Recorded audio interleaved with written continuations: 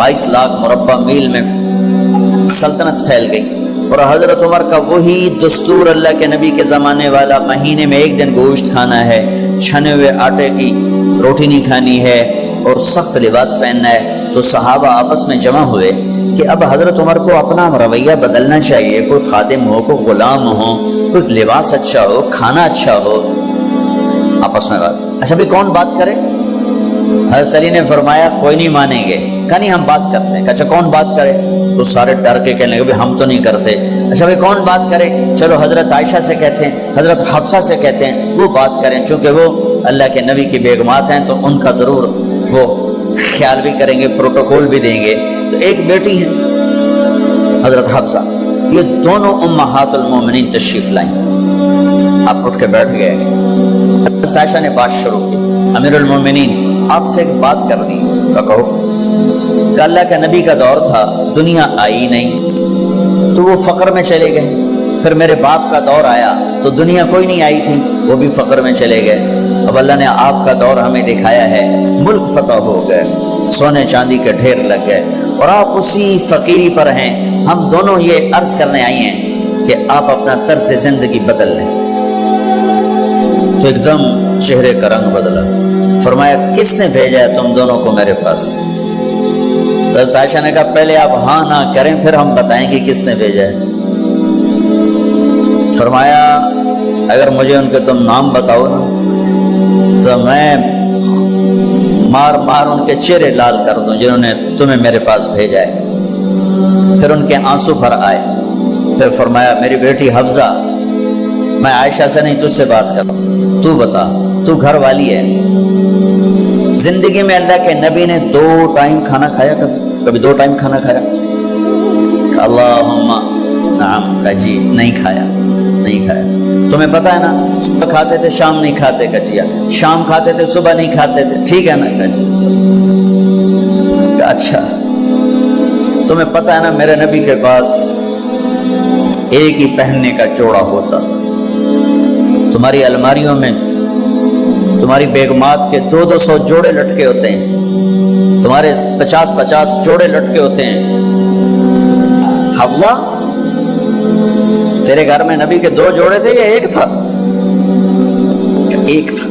का उसी को खुद धोते थे, नौकर नहीं धोता था, बेगम नहीं, खुद धोते थे, सुखाते थे, पहन के बाहर आते थे। कई दफा ऐसा हुआ कि नहीं हुआ कि नमाज का टाइम आया और बिलाल ने आके आवाज लगाई या रसूल अल्लाह नमाज का वक्त हो चुका है। और आप फरमाते थे बिलाल अभी मेरे कपड़े खुश्क नहीं हुए, हुणे सुकने पाए, हुणे सुकने पाए। अली गिल्ले में आ जाना, नमाज लेट हो जाती थी, कपड़े खुश्क नहीं होते थे। और तुम्हें वो दिन तो याद होगा कि एक दफा जोड़ा भी नहीं था, एक चादर ही थी, उसी को गले में और बदन पे लपेट के नमाज पढ़ाई थी। और तुम्हें वो भी याद होगा कि एक दफा चादर भी नहीं थी तो एक अंसारी औरत से कपड़े उधार मांग के जाके नमाज पढ़ाई थी। तुझे याद है हफ्सा, मेरे नबी ने कभी टेक लगा के खाना खाया? तो याद है कभी टेक लगा के खाना खाया? हमेशा ऐसे झुक के खाना खाया कि मैं गुलाम हूं, गुलामों की तरह खाऊंगा। एक दफा तूने छोटे से उस पर टेबल पे रख दिया था और कहा या रसूलल्लाह आप जरा आराम से खा लें, तो आपने खाना उठा के जमीन पे रख के कहा था हफ्सा मैं गुलाम हूं, मैं गुलामों की तरह खाना खाऊंगा। तुझे वो भी याद होगा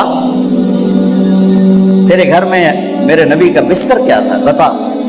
क्या जी एक टाट था, टाट जो दिन में फैला देती थी, रात को दोहरा कर देती। का अच्छा वो रात याद है जब तूने उसी टाट की एक की बजाय 2 तह लगाई थी और सुबह अल्लाह के नबी ने पूछा था हफ्सा मेरा बिस्तर तब्दील कर दिया? का नहीं या रसूल अल्लाह वही है, मैंने एक की 2 तह लगा दी ताकि आपके लिए थोड़ा नरम हो जाए। का नहीं हफ्सा इससे जैसा पहले था वैसा ही कर दो, मैं रात को उठ के अल्लाह से बातें करता हूँ, इसकी नरमी ने मुझे उठने में जरा रुकावट पैदा की।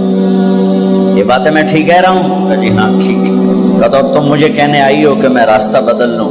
हफ्सा जिन्होंने तुम्हें भेजा है, आयशा जिन्होंने तुम्हें भेजा है उन्हें बताओ। 3 दोस्त थे, 3 مسافر تھے، ایک ان کی ڈگر تھی، اس پر ایک چلا اور چلتے چلتے چلتے اپنی منزل پہ پہنچا اللہ کے محبوب، پھر دوسرا چلا اور اسی ڈگر پہ چلا اور چلتے چلتے اپنی منزل پر پہنچا ابو بکر صدیق۔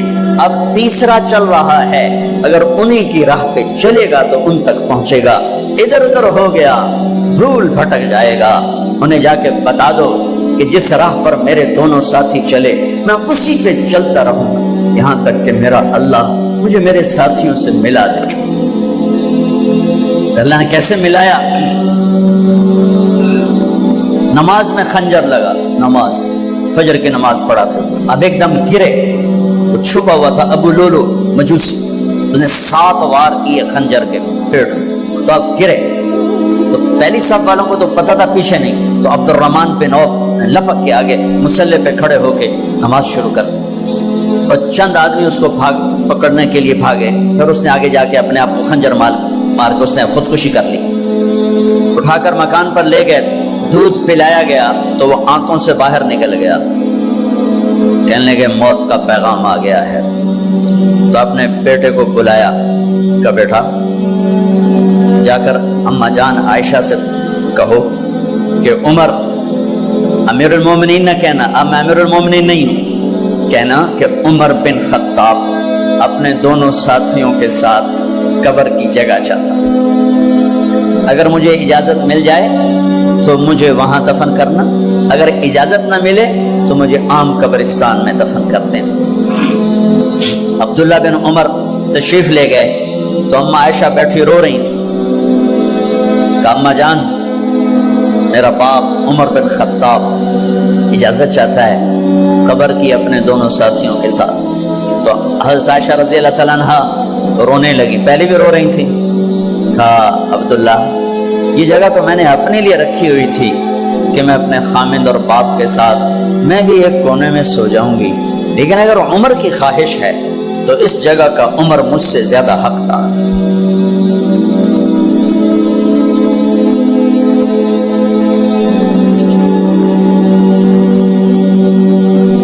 بیٹے نے آ کر کہا ابا جان مبارک ہو، اجازت ہو گئی، کہا بیٹا ہو گئی، لیکن جب میری میت اٹھاؤ تو دروازے پر جا کر رکھنا اور ایک دفعہ دوبارہ پوچھنا، ہو سکتا ہے میرے شرم میں اجازت دی ہو اور میرے مرنے کے بعد انکار فرما دیں، تو ایک دفعہ دوبارہ پوچھنا، اس وقت پہ اجازت ملے تو پھر لے جانا ورنہ واپس لے جانا۔ حضرت علی اور حضرت حسن تشریف لائے جس دن انتقال ہو رہا ہے،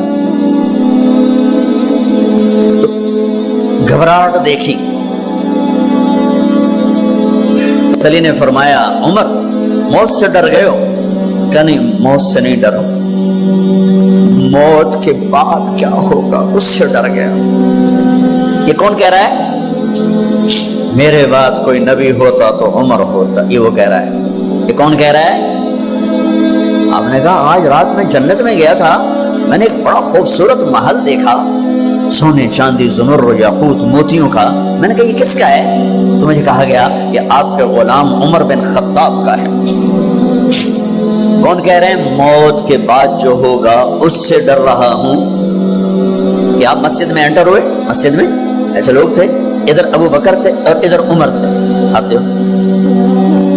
آپ نے یوں ہاتھ پکڑ لیا، دونوں کے ایسے ہاتھ پکڑ لیے، ادھر ابو بکر ادھر عمر، کہ مجھے دیکھ رہے ہو؟ کہ جی، کہ قیامت کے دن میں ایسے اٹھوں گا کہ میرے ادھر ابو بکر ہوگا اور ادھر میرے عمر ہوگا۔ یہ عمر کہہ رہے ہیں اور سے نہیں ڈرا ہوں، موت کے بعد کیا ہوگا اس پہ ڈر رہا ہوں۔